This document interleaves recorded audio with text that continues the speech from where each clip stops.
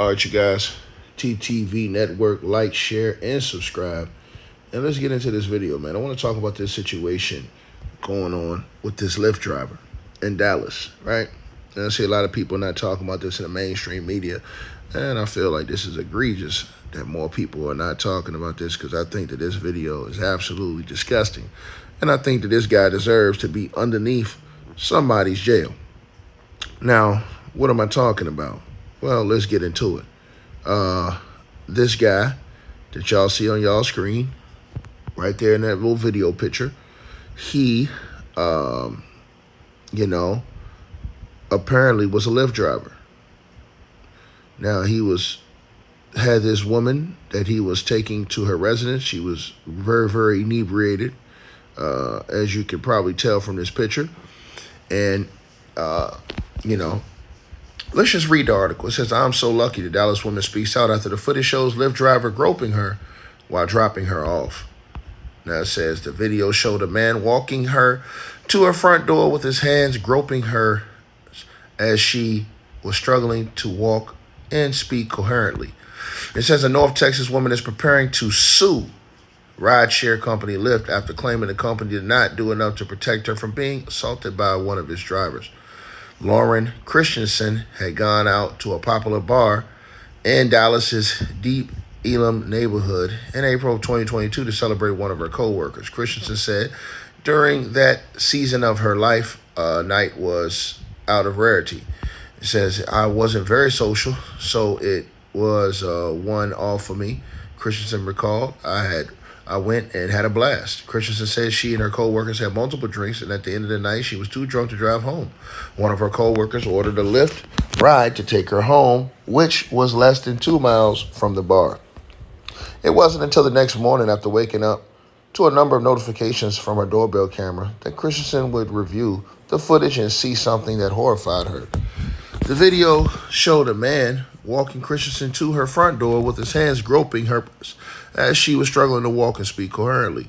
Throughout the video, Christensen can be heard asking the man who he is and who he works for. At one point, the man adamantly says he works for Lyft, but continues to say that he is a third-party contractor driving for the company before seeming to try to help her unlock her door. Christensen's neighbors can be seen on camera coming out to ask if she was okay, and the driver had parked his car in front of the neighbor's home further down the street instead of parking outside of Christensen's house. It says her neighbor, after initially checking in, eventually came back to her home a few minutes later and asked the driver to leave. "I'm so lucky," Christensen said. "Thank God for my neighbor. If I had gotten into my house, I couldn't imagine. It feels gross." Christensen said that she almost discounted the incident altogether until a male co-worker happened to walk by her the next day at work while she was rewatching the footage on her phone. He urged her to report the incident to the police.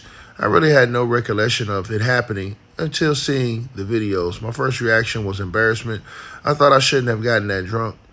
It was my fault," Christensen said. Well, it's never your fault when that type of stuff happened. I mean, that dude right there is a weirdo.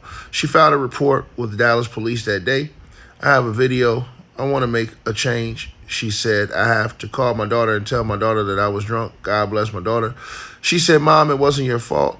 You did the right thing. You were protecting yourself and potentially other people." In addition to the filing of the police report, Christensen worked with the woman who called the ride for her to contact Lyft to report the incident, requested the driver's license plate number for the police report because the woman's account deleted that information after the ride was complete.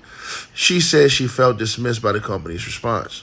Messages shared with WFAA show the person messaging on Lyft's behalf asked what part of Christian's body was touched inappropriately before going on to share the link with instructions requesting data from Lyft, writing that the incident had be investigated and that necessary actions had been taken, refunding me the $869 that was charged for the ride.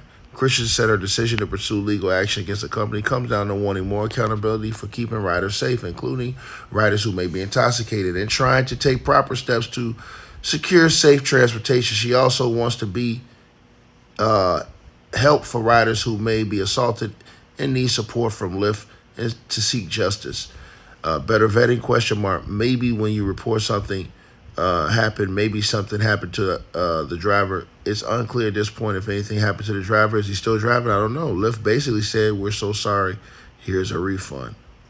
Now, it says in a statement to the WFAA, a Lyft spokesperson said the behavior described as no place for Lyft in the Lyft community. For our society, we take reports of sexual assault very seriously, and when incidents such as these are reported to us, our trained team takes immediate action to investigate and works with local law enforcement so that appropriate actions can be taken. As soon as we are made aware of this incident, we deactivated the driver and we stand ready to assist the law enforcement in any investigation. You know, her attorney, Brooke Cohen, says she meets with clients in cases like these often. And we already know what's up. Listen, I'm going to tell y'all like this, man. Dude should be arrested. First of all, he should be put in prison. There ain't no question about that. He should be arrested, put in prison. And, yeah, she should too. And I think she's going to get a lot of money soon. And that's just me being real with y'all. I think she's going to get a lot of money soon. Lyft. I think she's going to get her bread, yo.